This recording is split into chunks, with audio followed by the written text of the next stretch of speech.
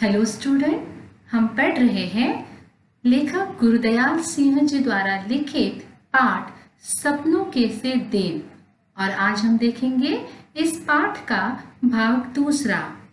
भाग एक में हमने देखा कि लेखक गुरुदयाल सिंह जी ने अपने बचपन के दिनों को बताया है, जहां उन्होंने यह बताया कि उस उम्र में, बचपन में खेलने के प्रति इतना आकर्षण बच्चों को आखिर क्यों होता है कि दिन भर खेलने के बाद, खेलने के समय उन्हें किसी बात का होश नहीं रहता और उनको कई बार खेलते समय चोट लग जाती है। और ऐसी लहूलुहान हालत में जब वो अपने घर आते हैं तो माता पिता के द्वारा लाड़ दुलार की जगह उन्हें मार और फटकार मिलती है। परंतु इतना सब कुछ होने के बावजूद वो खेल से दूरी नहीं बना पाते। साथ ही साथ लेखक ने ये बताया कि उनके सभी संगी साथी अलग अलग जगह से आए हुए थे, सबकी भाषाएं अलग थी, परंतु जब वे आपस में खेलते थे तो भाषा कभी भी व्यवधान उत्पन्न नहीं करती। अर्थात हम तो यही कहेंगे कि मित्रता की कोई भाषा नहीं होती। इसके बाद लेखक ने यह भी बताया कि उस समय सामान्य परिवारों के साथ साथ जो आर्थिक रूप से सक्षम है, उन परिवारों के माता पिताओं के बीच भी शिक्षा और पढ़ाई को लेकर बड़ी ही उदासीनता थी। यहाँ तो बच्चों को भी पढ़ाई करना पसंद नहीं था और ना ही अपने बच्चों को स्कूल भेजना चाहिए, इसकी कोई जागरूकता उन अभिभावकों में थी। लेखक की पढ़ाई तो रुकी नहीं और वे स्कूल जाते रहे। उन्हें भी स्कूल कुछ खास अच्छा नहीं लगता, परंतु स्कूल के बाहर जो भी अनुभव उन्होंने लिया, उन अनुभवों को वो आज भी याद करते हैं, या यूं कहिए उन्हें आज भी याद है। तो चलिए आज हम इसी पाठ का भाग दूसरा देखते हैं। लेखक कहते हैं कि जब मैं अगली श्रेणी में दाखिल होता तो एक कक्षा आगे बढ़ने की खुशी होती, साथ ही साथ बहुत बड़े और सयाने होने का एहसास भी उन्हें उत्साहित करता। परंतु दूसरी ओर नई पुरानी कॉपियों और किताबों से जाने कैसी बास आती और उन्हें ये बास, पुरानी पुस्तकों से आने वाली ये बास, ये बदबू पसंद नहीं थे। यहाँ ये समझ में आता है कि लेखक की आर्थिक स्थिति उतनी अच्छी नहीं थी कि वो हर नई कक्षा में अपने लिए नई पुस्तकें और कॉपियां खरीद पाते। जाहिर सी बात है कि वह पुरानी पुस्तकों और कॉपियों से ही अगली कक्षा की पढ़ाई करते थे। और हमें पता है कि पुरानी पुस्तकों की एक अलग सी गंध आती है जो लेखक को बिल्कुल पसंद नहीं थी। साथ ही साथ एक और बात थी जिसकी वजह से नई कक्षा में जाने का कोई उत्साह उनमें नहीं रहता, वो थे उनके अध्यापक। क्योंकि पिछली कक्षा में जिन मास्टरों ने उन्हें पढ़ाया था, उनके पढ़ाने के तरीके और उनके डर से वे पहले ही कांपने लगते थे। और जब उन्हें पता चलता कि अगली श्रेणी में भी वही अध्यापक उनको पढ़ाने हैं जो उन्हें पिछली श्रेणी में पढ़ा चुके हैं, तो उनका डर और भी बढ़ जाता कि अब उन्हीं से पढ़ना है, मतलब फिर वही मार, वही फटकार और वही हमें सजा मिलेगी। इसलिए लेखक कहते हैं कि अगली श्रेणी में दाखिल होने की उत्साह कम और अनुत्साह ही ज्यादा रहता है, कोई खुशी उन्हें नहीं मिलती थी। लेखक यहाँ अपनी छुट्टियों के दिनों का वर्णन कर रहे हैं। लेखक कहते हैं, तब हमारे समय में स्कूल जब शुरू होता था, नई श्रेणी में जब बच्चे जाते थे, श्रेणी अर्थात नई कक्षा, तो कुछ 1-1.5 महीना ही स्कूल होता था और 1-1.5 महीने की पढ़ाई होने के बाद फिर उन बच्चों को 1.5-2 महीने की छुट्टियां शुरू हो जाया करती, जिसे हम कहते हैं कि समर वैकेशन जिसे हम कह सकते हैं। तो ये जो छुट्टियां होती थी वो बिल्कुल 1.5-2 महीने की मिलती थी और ये छुट्टियां लेखक को बहुत अच्छी लगती थी। अब तक जो बात अच्छी तरह याद है वह छुट्टियों के पहले और आखिरी दिनों का फर्क था। कि ये जो छुट्टियां मिलती थी, जैसे छुट्टियां लग गई, अब कल से छुट्टियां हैं, आज स्कूल का आखिरी दिन है और कल से हमें छुट्टियां हैं, तो उस दिन की खुशी बहुत ज़्यादा रहती थी कि अब 1-1.5 महीना पढ़ाई नहीं करना है और हम जो चाहे कर सकते हैं। और छुट्टियों का आखिरी दिन, इन पहले और आखिरी दिन में काफ़ी फर्क होता था। जैसे ही छुट्टियां लगती, पहले 2-3 सप्ताह तो खूब खेल कूद में हुआ करती थी और लेखक हर साल अपनी माँ के साथ ननिहाल अर्थात अपने नानी के घर चले जाते थे। वहीं पर अपनी सारी छुट्टियां बिताते थे।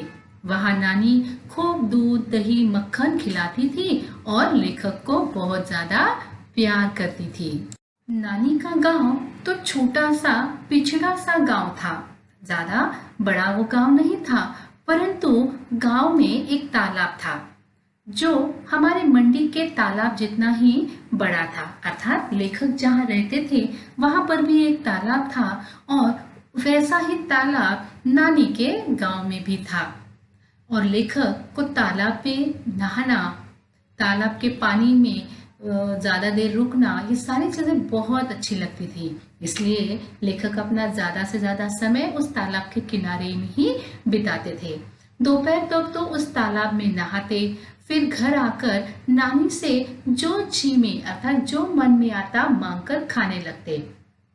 नानी हमारे बोलने के ढंग या कम खाने के कारण बहुत खुश होती थी और अपने पोतों को हमारी तरह बोलने और खाने पीने को कहती थी।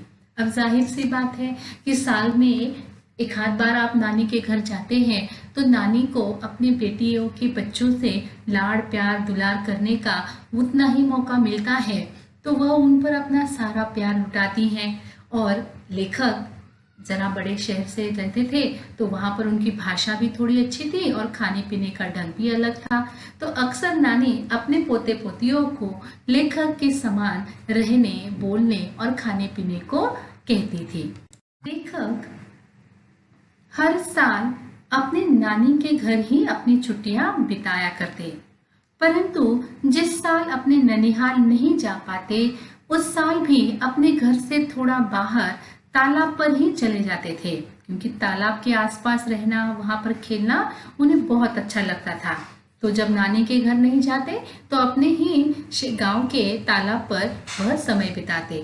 वहां जाते, कपड़े उतार पानी में कूद जाते और कुछ समय बाद भागते हुए एक रेतीले टीले पर जाकर रेत के ऊपर लेटने लगते, जिससे गीले शरीर को गर्म रेत से खूब लथपथ कर उसी तरह भागते, फिर किसी ऊंची जगह से तालाब में छलांग लगा देते। रेत को गंदले गंदले अर्थात जिसमें मिट्टी मिली हुई है ऐसे पानी में साफ कर फिर टीले की ओर भाग जाते। और ऐसा उन्हें याद नहीं कि ऐसा वह 10 बार करते, 5-10 बार करते या 15-20 बार यही करते। पहले तालाब से निकलना, फिर रेत में अपने आप को लोट-पोट करना, फिर उस शरीर के साथ फिर तालाब में कूदी लगाना, फिर रेत निकालना, ऐसा ही वह करते रहते। कई बार तालाब में कूदकर ऐसे हाथ पांव हिलाने लगते जैसे बहुत अच्छे तैराक हो, परंतु 1-2 को छोड़कर मेरे किसी साथी को तैरना नहीं आता था। यह बात लेखक यहाँ पर बताते हैं। खुद लेखक को भी पानी में तैरना नहीं आता था। कुछ तो हाथ पांव हिलाते हुए गहरे पानी में चले जाते तो दूसरे बच्चे उन्हें बाहर आने के लिए किसी भैंस के सींग या दुम पकड़कर बाहर आने की सलाह देते। अर्थात जिस तालाब में ये नहा रहे हैं उस तालाब में भैंस भी नहाया करती थी, और जिसके कारण जब कोई बच्चा डूबने लगता है तो ये किनारे खड़े बच्चे भैंस की पूंछ पकड़कर बाहर आने की सलाह उन्हें देते, उन्हें ढाढ़स बंधाते, उनका हौसला बढ़ाते कि कुछ नहीं होगा, तुम नहीं डूबोगे, जल्दी से भैंस के पीठ पर चढ़ जाओ या उसकी पूंछ पकड़ लो तो तुम बच जाओगे। कूदते समय मुंह में वही मिट्टी मिला हुआ गंदला पानी भी भर जाता था, तब वह बुरी तरह से खांसते। कई बार ऐसा लगता कि सांस रुकने ही वाली है, परंतु हाय हाय करते किसी न किसी तरह तालाब के किनारे पहुंच जाते। इस तरीके से अपनी छुट्टियों में ये इनका रोज का काम होता था। लेकिन समय है वो तो गतिमान होगा ही, वो एक कहीं रुकेगा तो नहीं, क्योंकि छुट्टियों के ये 1.5-2 महीने खुशी खुशी बिताते बिताते अब छुट्टियों के दिन कम होने लगते हैं। फिर छुट्टियां बीतने लगती और दिन गिनने लगते। प्रत्येक दिन डर बढ़ता चला जाता। वजह क्या थी?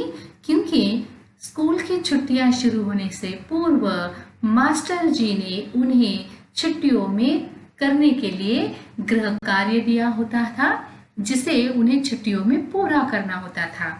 लेखक और उनके साथी इस 1-1.5 महीने में उस काम को देखते ही नहीं थे, परंतु जैसे जैसे छुट्टियां खत्म होने को आती वैसे वैसे उन्हें मास्टरों का भय सताने लगता और फिर वह इस काम को लेकर, गृह कार्य को लेकर परेशान हो जाते।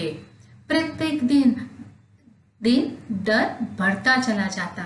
खेल कूद और तालाब में नहाना भी भूलने लगता। मास्टरों ने जो छुट्टियों में करने के लिए काम दिया होता उसका हिसाब लगाते कि कितना काम दिया है और हमारे पास कितने दिन हैं। जैसे हिसाब के मास्टर जी अर्थात गणित के मास्टर जी ने 200 से कम सवाल तो कभी भी नहीं देते थे, इसलिए मन में हिसाब लगाते, यदि हर रोज 10 सवाल पूरे कर ले, हल कर ले, तो 20 दिन में ये 200 सवाल पूरे हो जाएंगे। इस प्रकार वह अपने मन ही मन हिसाब लगाते बैठते। और जब ऐसा सोचना शुरू करते तो छुट्टियों का 1 महीना बाकी हुआ करता था कि 20 दिन में तो ये 200 सवाल हल हो जाएगी, तो अभी तो हमारे पास 1 महीना यानी कि 30 दिन बाकी है, तो इसीलिए फिर अभी हम एक और 10 दिन खेल सकते हैं। इसलिए वह एक के एक दिन गिनते गिनते 10 दिन खेल कूद में और बीत जाते। फिर स्कूल की पिटाई का डर और बढ़ने लगता, परंतु डर भुलाने के लिए सोचते हैं कि 10 की क्या बात है, सवाल तो 15 भी रोज आसानी से निकाले जा सकते हैं।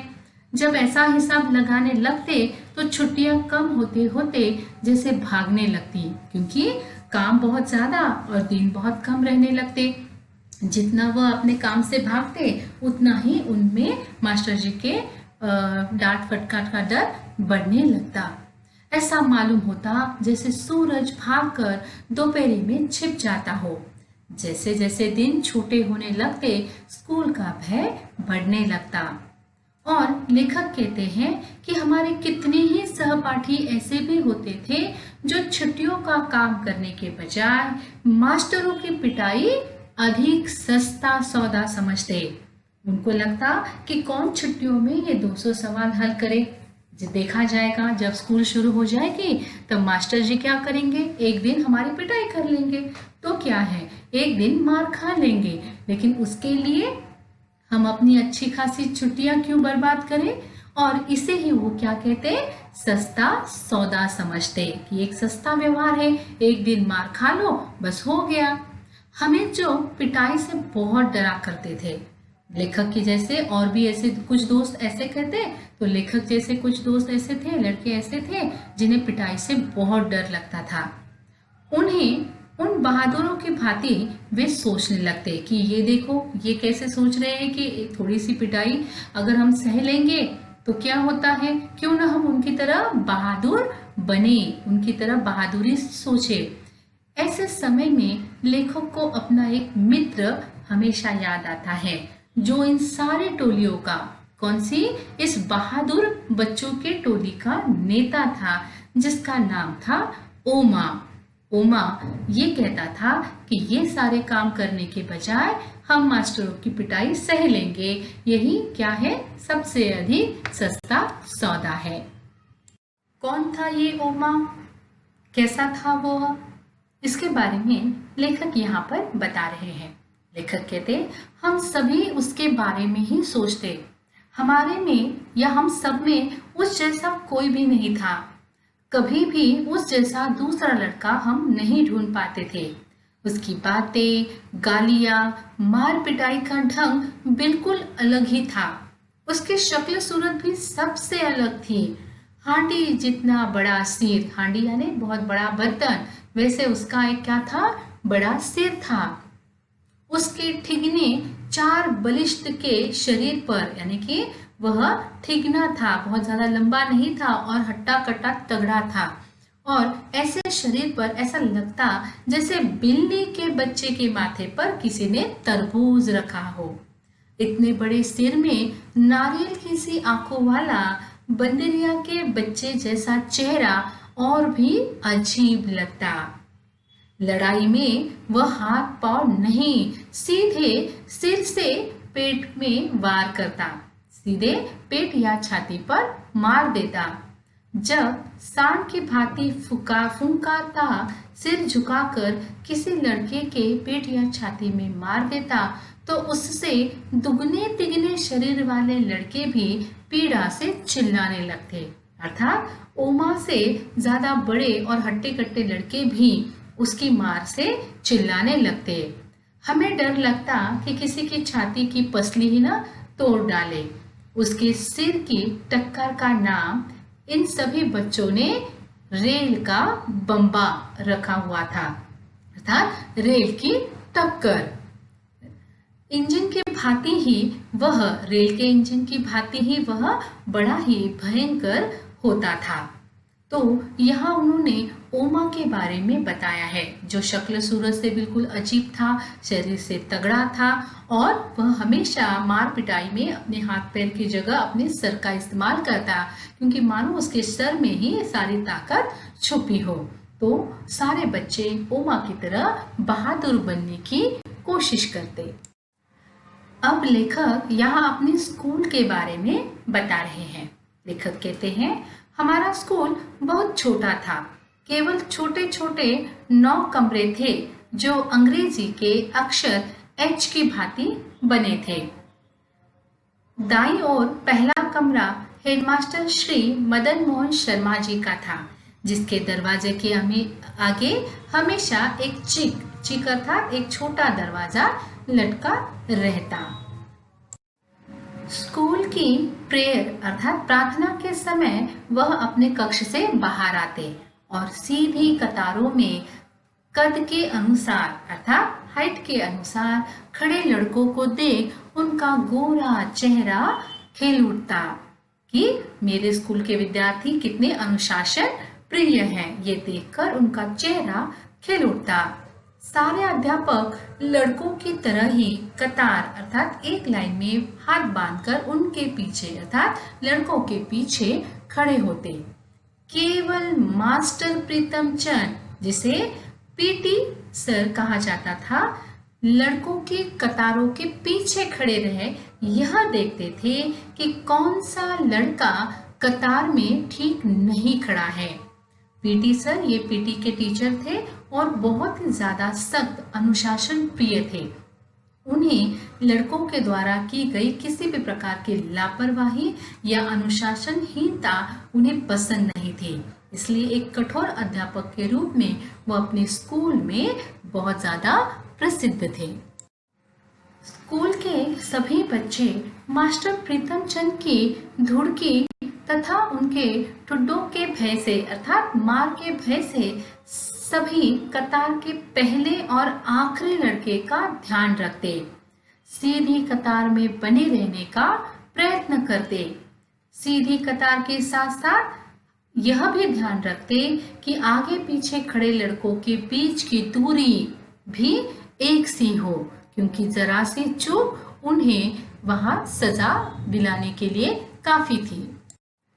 लेखक कहते हैं, सभी लड़के उस पीटी से अर्थात मास्टर प्रीतम चंद से बहुत डरते थे, क्योंकि उन जितना सख्त अध्यापक न कभी किसी ने देखा था और न सुना था। यदि कोई लड़का प्रार्थना के समय अपना सिर भी इधर उधर हिला लेता या पांव से दूसरे पांव की पिंडली को खुजलाने लगता, तो वह उसकी ओर बाघ की तरह झपट पड़ते और खाल खींचने के मुहावरे को प्रत्यक्ष कर दिखा देते, अर्थात वह उसकी ऐसी पिटाई कर देते मानो किसी ने खाल खींच ली हो। एक और मास्टर प्रीतम चंद, जो बहुत ही सख्त कठोर हृदय वाले अध्यापक थे, जो बच्चों की तरफ जरा से गलती हुई कि उनको सजा देते थे। तो दूसरी ओर उनके हेडमास्टर साहब थे मदन मोहन शर्मा जी, जो बिल्कुल उलट स्वभाव के थे। एक तरफ कठोर अध्यापक और दूसरी तरफ बिल्कुल ही उसके विपरीत स्वभाव वाले शर्मा जी। लेखक कहते हैं कि वह 5वीं और 8वीं श्रेणी अर्थात कक्षा को अंग्रेजी स्वयं पढ़ाया करते थे। हमारे में से किसी को भी याद न था कि 5वीं श्रेणी में कभी भी उन्हें किसी गलती के कारण किसी की चमड़ी उझड़ते देखा या सुना हो। चमड़ी उधेड़ना हमारे लिए बिल्कुल ऐसा शब्द था जैसे हमारे सरकारी मिडिल स्कूल का नाम हो। अधिक से अधिक अगर शर्मा जी को गुस्सा तो वैसे आता ही नहीं था, लेकिन अगर यदि किसी बात पर गुस्सा हो भी जाते तो अधिक से अधिक वह गुस्से में बहुत जल्दी जल्दी आंखें झपकाते, अपने लंबे हाथ की उल्टी उंगलियों से एक झपट मार देते। और लेखक कहते हैं कि मेरे जैसे सबसे कमजोर शरीर वाले भी सिर झुकाकर मुंह नीचा किए हंस देते कि मास्टर शर्मा जी की मार खाकर भी उन्हें हंसी आ जाती। उनके लिए वह चपत अर्थात वह मार ऐसी थी जैसे हमें भाई भीखे की नमकीन पापड़ी जैसी मजेदार लगती। तब तो शायद पैसे की 2 आ जाया करती थी, यानी कि पापड़ी के टूटने की जितनी आवाज आती है उतनी ही हल्की आवाज उस झपट की आती थी। तो यहाँ पर लेखक ने अपने दोनों अध्यापकों के बारे में बताया है। एक बिल्कुल कठोर था तो दूसरा बिल्कुल नर्म दिल था। एक बच्चों को सजा देकर सुधारना चाहता था और एक है जो बच्चों को सजा देने में विश्वास ही नहीं रखता था। और इस प्रकार के मिले जुले वातावरण में लेखक की पढ़ाई चल रही थी। परंतु लेखक कहते हैं तब भी स्कूल हमारे लिए ऐसी जगह नहीं थी जहां खुशी से भागे जाए, अर्थात खुशी खुशी स्कूल जाए ऐसी वह जगह हमें नहीं लगती थी। पहली कच्ची श्रेणी से लेकर 4थी श्रेणी तक अर्थात कक्षा 1 से लेकर कक्षा 4 तक केवल 5-7 लड़कों को छोड़ हम सभी रोते चिल्लाते ही स्कूल जाया करते थे। कैसा लगा आपको? लग रहा है ना कि कहीं ना कहीं ये सारी बातें आपके स्कूली जीवन से जुड़ी हैं। आपके पास भी कठोर अध्यापक और नर्मदिल अध्यापक होंगे।